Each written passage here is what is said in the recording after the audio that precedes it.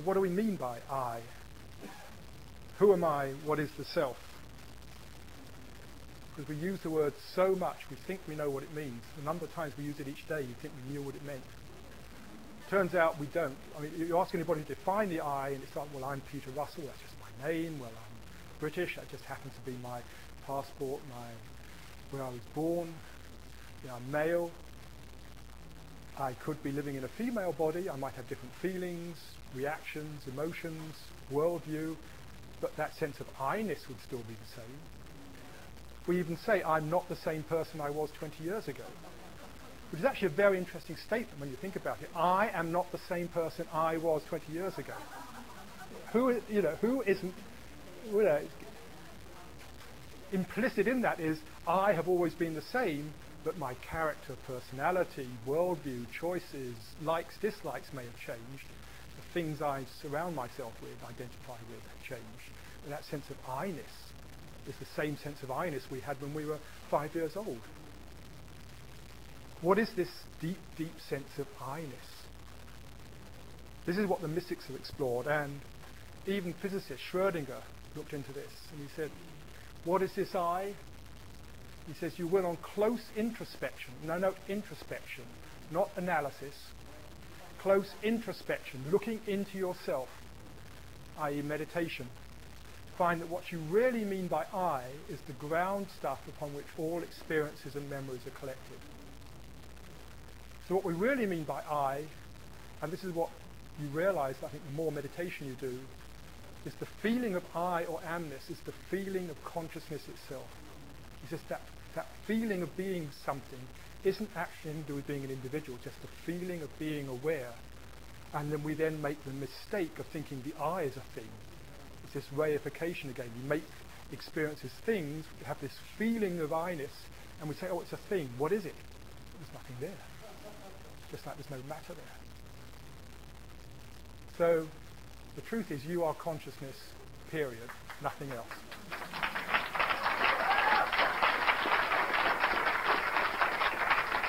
And then this is the doorway to the divine. Thomas Merton said, if I penetrate to the depths of my own existence, to the indefinable am that is my self and its deepest roots, then through this deep center I pass into the infinite I am, which is the very name of the Almighty. Ramana Maharshi put it a lot more concisely, I am is the name of God. God is none other than the self. And again, you find it time and time again in all cultures, all times, that this is where we connect with the divine. The Upanishads say, Atman is Brahman. Atman is the Sanskrit word for that sense of I-ness, not the individual ego or the individual sense of self, nothing to do with the unique being, but it's that sense of I-ness, which is probably the same for each and every one of us. That sense of I-ness which I feel, that sense of being me, something, is exactly, I think, what each of you feel. The memories I have, my experiences, my wishes, all that stuff is very different. But that sense of I-ness which is there is exactly the same for each of us. And that's the Atman, that sense of I-ness, is Brahman, the source of everything. Brahman is the universal source. Translate that into English, and you get things like, I am God. Very, very dangerous statement to make. Because people misunderstand every single word in that sentence.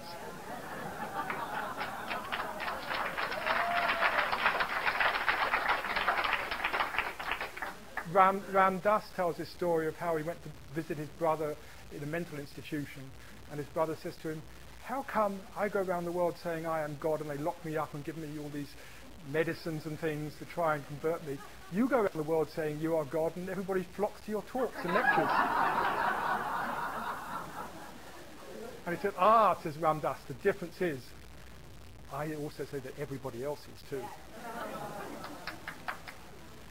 When mystics make this claim, we misunderstand them to be saying, well, the ordinary world misunderstands them to be saying, me, Peter Russell, is the guy who created the universe.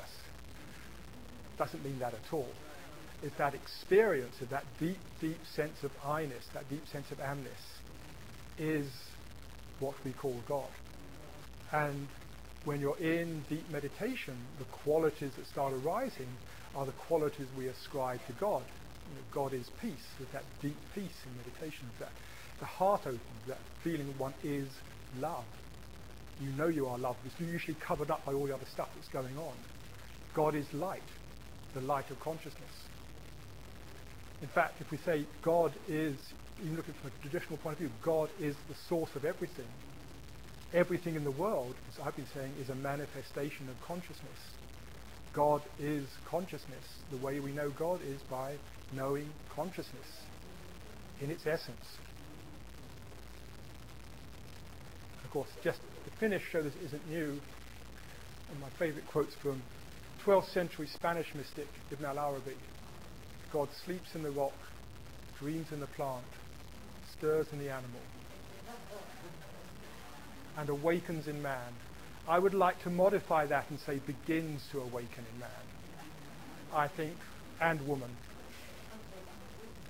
The process we are engaged in at this time in the evolution of our culture is the full awakening of our consciousness, the full awakening to what it means to be conscious, the full awakening to our own inner divinity, and not, again, through an intellectual awakening. We can read all that stuff in books all over the place and go to talks on it. It's actually doing that work and awakening to that truth in oneself. Thank you. Thank you.